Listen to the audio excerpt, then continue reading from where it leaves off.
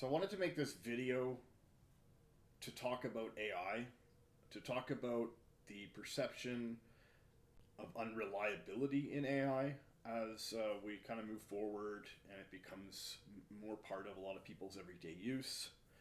I personally use AI as a research tool, but I've been very careful since the beginning to fact check research. And this video is a fantastic example of why that's so important. This video talks about a tabletop role playing game called Horde Wars. So, in the initial thumbnail, we see hordes of zombies running at a table of miniatures being pushed around. Clearly, also AI generated. This is not a criticism of AI generated art, that's its own separate topic. I'm not going to get into that here. But the thumbnail for this video that you might see when you go to click on it, if it doesn't get removed at some point because the user who created it has a tendency to do that when mistakes like this have popped up. This is not the first time someone has that he's removed videos. I won't get into that right now. But you would see people armed with assault rifles and machine guns and in, biohazard armor. It's very much depicting a sort of post-apocalyptic 40K kind of grim dark future modern setting, whatever. Obviously it's nebulous based on the AI generation of what might be going on here, except that there's a zombie horde about to attack a bunch of people. Now, why does that matter? Well, because Horde Wars, the game that's being talked about, doesn't exist. And what I mean by that is that the creator of this video, Stephen Saunders, was intending to make a review of DM Blackwell's game Horde Wars, which is a medieval fantasy tabletop RPG. I think it's known maybe more on a surface level for surrounding itself around a D12 system, so 12-sided polyhedron. But there are other games that Blackwell has made that use a similar system, but it is a OSR, old school Renaissance or old school revival fantasy RPG in the vein of Dungeons and Dragons.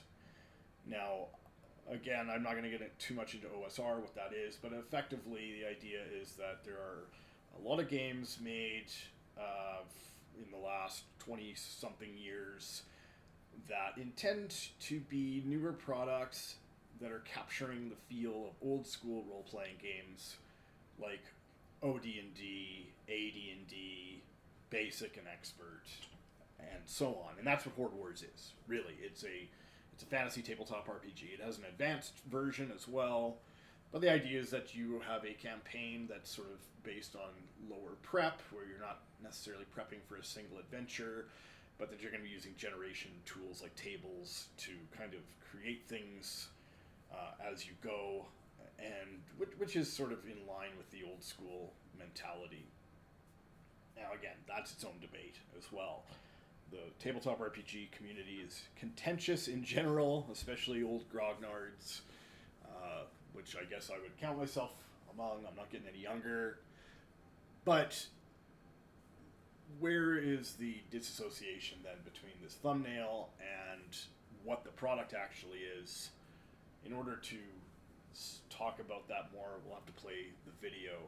Now, what the video is it's Stephen breaking down what Horde Wars is and just giving you a general description of the game. This was his first.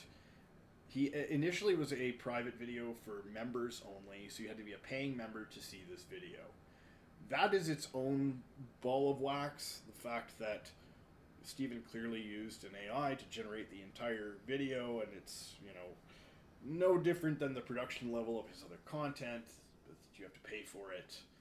Again, I don't want to touch that too much. I know other people might if they see this. Stephen has enough problems with that I don't need to add any more to that. My interest here is as a AI user and someone that is also very resistant to AI in a lot of different ways. I don't particularly care for it as an art generation tool, partly because of what you're seeing here, which is AI. The way a lot of people use AI is that it seems to emulate a specific style.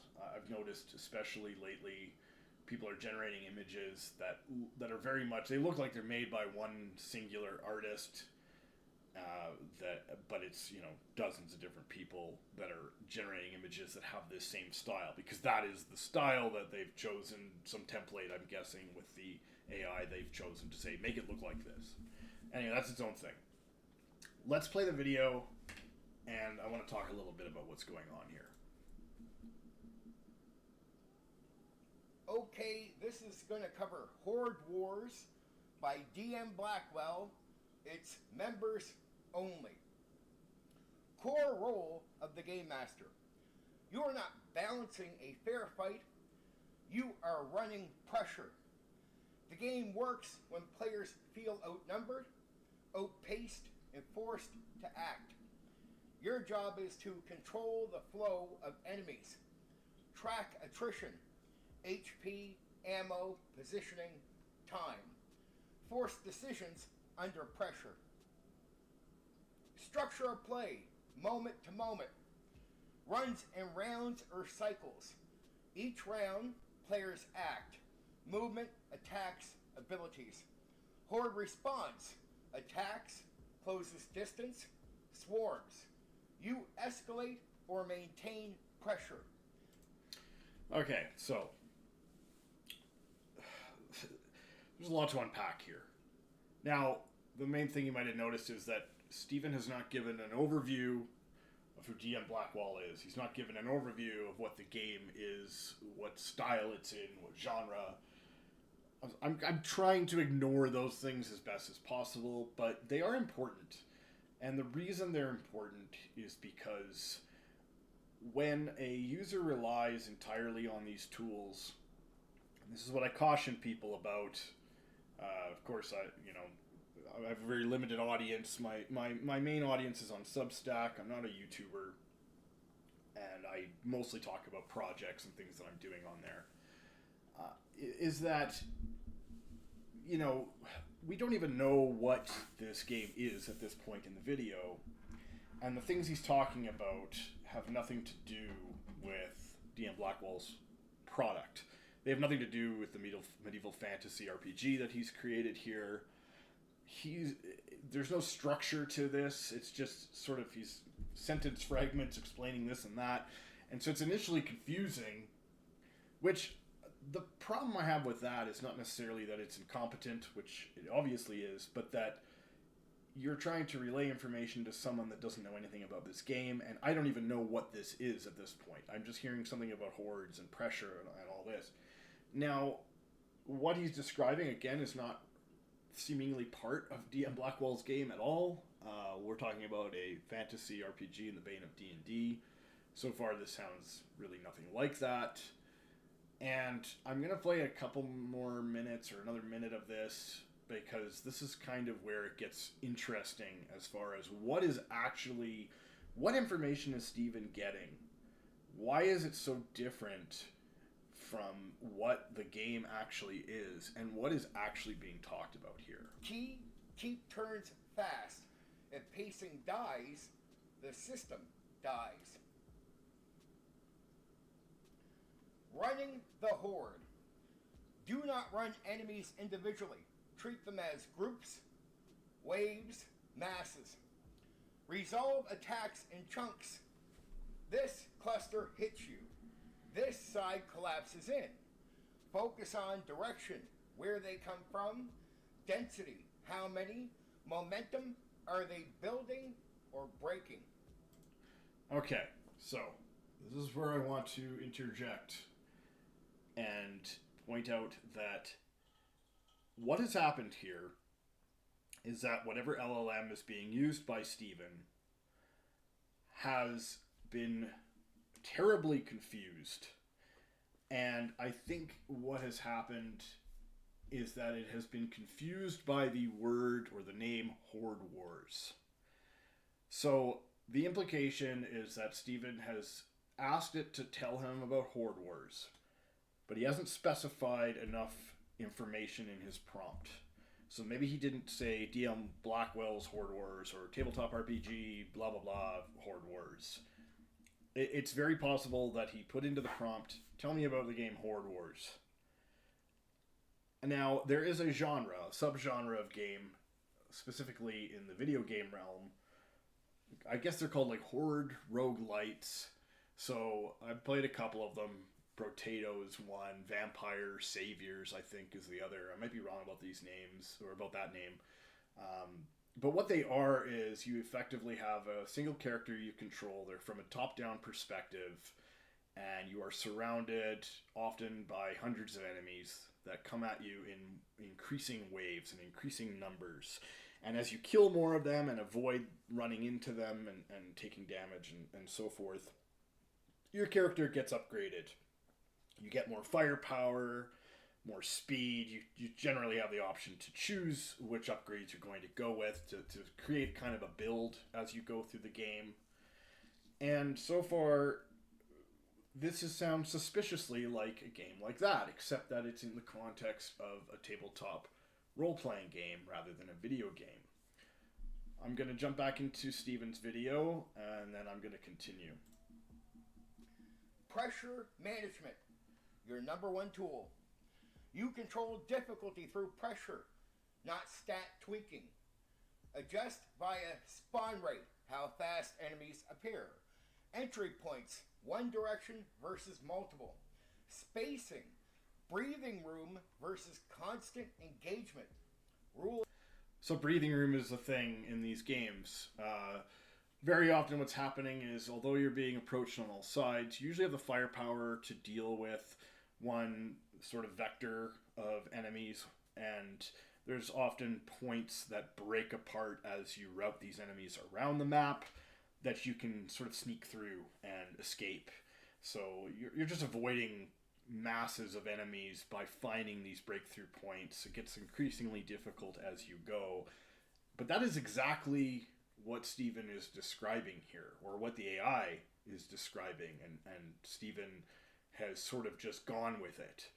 Now, the most damning, obvious fact here was that the thumbnail that he generated has nothing to do with DM Blackwell's game. I've already kind of covered that earlier on in the video. But what's interesting is that how do you make a video where you're talking about someone's game and you get the thumbnail so completely wrong? Well, that happens when you rely entirely on AI and do not fact check anything.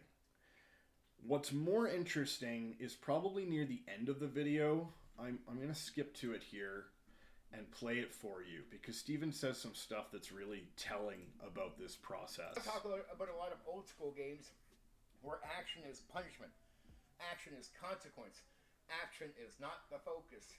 And I tell you, a lot of old school games simply just do not see the value in an overkill focus on action. We're in the new gaming world. Steven's rambling a bit here. I'll skip ahead. Action. If you want to be successful with sales, doesn't have to think too much. They only have to get character creation right, and past that, everything else takes care of itself. They just need to get in line where they're supposed to stand, where the game is pointing them to. They get in their part of the line, they roll the dice, and they get with a T. Pretty straightforward and simple. Not a bad strategy for making a game that might sell with the majority of people in the hobby. That's Horde Wars. I figured I'd put this out for members only. I'm going to start covering some of the OSR games and some other games that I normally don't cover in detail, or I don't plan to cover. Enjoy. This is a newer game, Horde Wars, by DM Blackwell, a personality you'll encounter online that goes by DM Blackwell. I think he might have a YouTube channel, but he for sure has an X account. You can find him on there, and you can probably find the game, I would assume, on Drive-Thru RPG and probably some other places. And you can purchase it if this sounds interesting to you. If not, at least you know a bit more about Horde Wars. Okay, so something very interesting said there. He's a little nebulous on DM Blackwell's information, which if you're gonna cover somebody's game, especially like a a current designer, it's always good form to maybe give a link or give some explicit information about where you can find the product. However, Stephen does not provide that. Stephen says, well, you might be able to find it here, you might be able to find it there. This is our clear indicator that Stephen has not touched Horde Wars. He's not read it. He doesn't know anything about it. That's very clear from the thumbnail. So there is a very good possibility that Stephen has never even looked at the basic cover of the book, or he must have heard about it somewhere, but he has so little information about it that right from the get-go we can see that he's getting basic things wrong. The initial thumbnail for the video is a completely different style and genre than what the game actually is. This is bad practice when it comes to using LLMs and AI, because you cannot rely on them in the best of times without a little bit of fact checking. But what is the most interesting thing here is that what's happened is not just that the AI misconstrued Stephen's prompt about Horde Wars as being a different game. The game that Stephen is talking about doesn't exist. What is happening here is that it is directing Stephen on how to create a tabletop role-playing game based on the Horde subgenre of roguelites or roguelikes. That's very clear in the language that it's using, and we'll play a little bit more so you can get maybe a better feel of that. Pressure, emergencies, bad loadouts equal you get overwhelmed fast. Abilities and special traits. Small number of impactful abilities, usually burst damage, area control, survival tools, team support. Do not over-specialize. If your ability only works in perfect conditions, it will fail you. So it's a little messy, this piece, but one of the takeaways here is that, again, it's describing generic principles of design regarding that subgenre of video game. It's talking about burst damage, and I'm sure it talks about AoE and different things. It is directing you on how you would design one of these games. If I noticed that watching this video, is that this does not sound like a description of a specific game. This sounds like it is more generic advice on how you might turn that kind of experience into a tabletop role-playing game. Survivability choices. Every character must answer. How do I stay alive when things go bad? Options usually include more durability, escape tools, movement disengage, defense reactions, team reliance, healing, protection. If you don't answer this, your character dies early. Positioning identity. Before play even starts, know where you stand in a fight. Examples: frontline anchor, midline support, backline damage. Important. Your build should match your position. Mismatch equals constant danger. Team synergy. Critical. Characters are not independent units. You should cover weaknesses in the group, pair abilities with others, avoid redundancy unless intentional. Simplicity over complexity. Fewer moving parts means better performance. You need to make fast decisions in play. If your build requires setup turns, perfect combos, long thinking, it will break under pressure. Death expectation. Characters are not guaranteed to last. Build with immediate usefulness. Clear purpose from round one. No slow builds. No come online later. So, once again, we're hearing a bit of a mixed bag of ideas here. What seems to be happening is that this AI, it's it's kind of further extrapolating this idea of this is what a Horde War game should feel like on tabletop. There are some things in there that it says like usually this is what how this should work. Um, but again, this is also generic. This is not.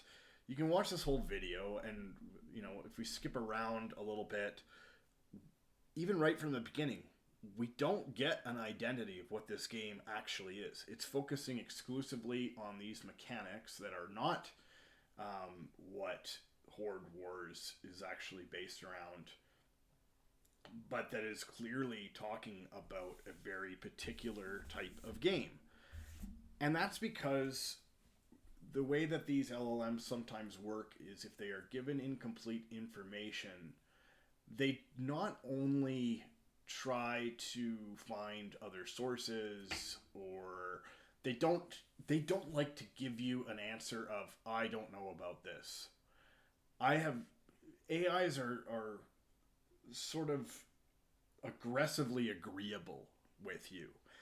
And so unless you directly question their prompts that they're giving, they're very happy to confidently tell you something or to be encouraging at every response.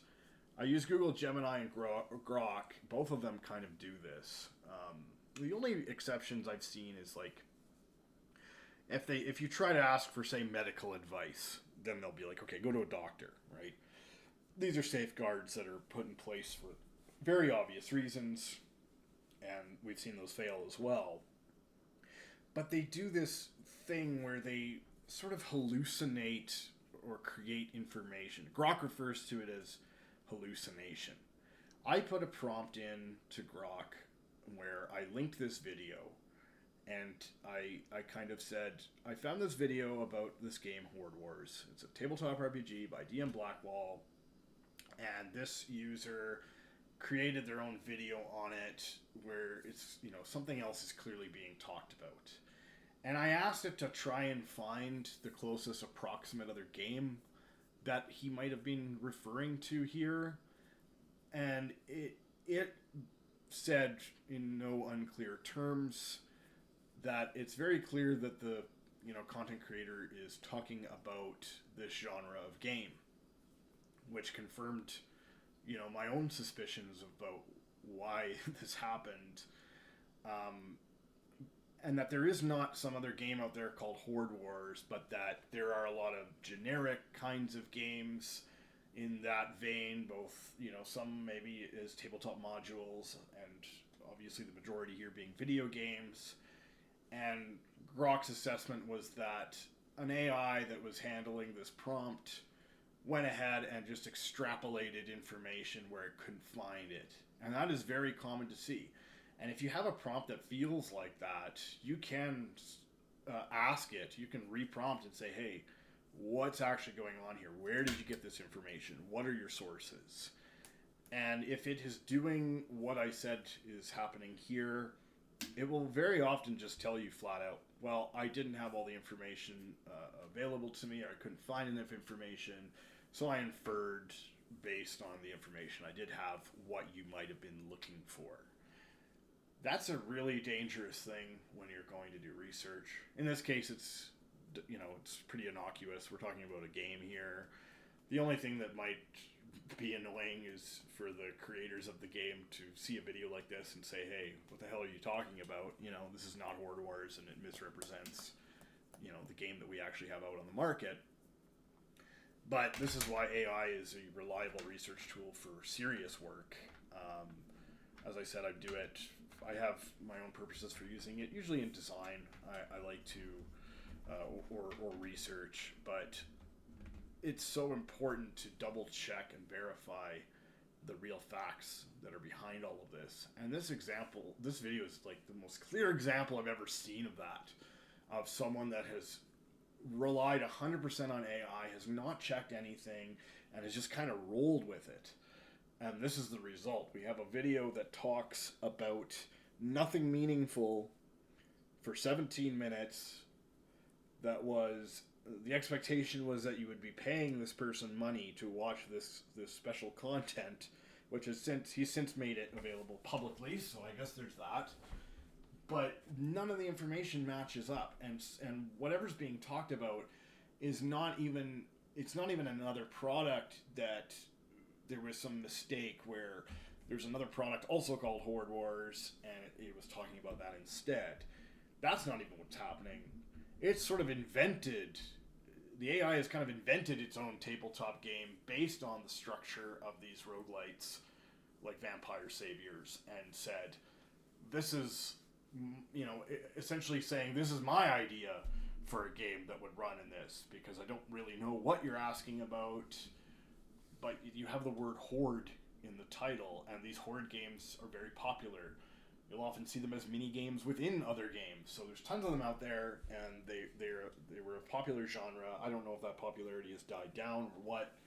I haven't really kept up, but that is fascinating to me, that the AI, it doesn't simply tell you, okay, we have this, I don't have enough information, I'm not really sure, can you be more specific?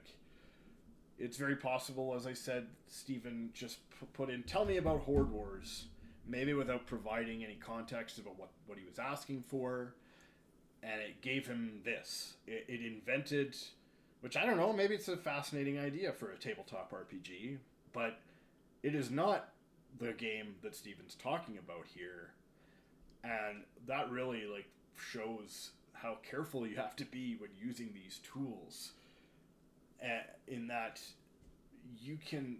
it will just invent things, and it won't, and then if you ask it for sources, it might say, I don't have a proper source, or it's given me links before where it linked to things, to websites like Reddit or wherever, that don't even have the information it's talking about. I've even seen it make simple grammatical errors recently, which is really bizarre. But yeah, I just wanted to put this video out there because I thought this was interesting. And full disclosure, I'm no fan of Steven for multiple reasons. This was not really meant to focus on him. I don't have a problem calling out, because he does claim that he doesn't use AI for any of these videos, even though it's very clear that he has used it here for sure. And a lot of people have pointed out that it seems like he uses AI for the other videos he creates. But just the clarity of how wrong this technology can mislead people is kind of more what I wanted to focus on. That's why I'm not going to sit here and play the whole thing and scrutinize it. But yeah, I'm going to leave it at that and just say that it's a really good example of why to be careful. AI can be a useful tool. I think it's a useful tool, but if you're not careful and responsible in how you use it, you might end up making a video or something like this and either getting yourself into trouble or just, putting out some pretty egregious misinformation. So yeah, thanks.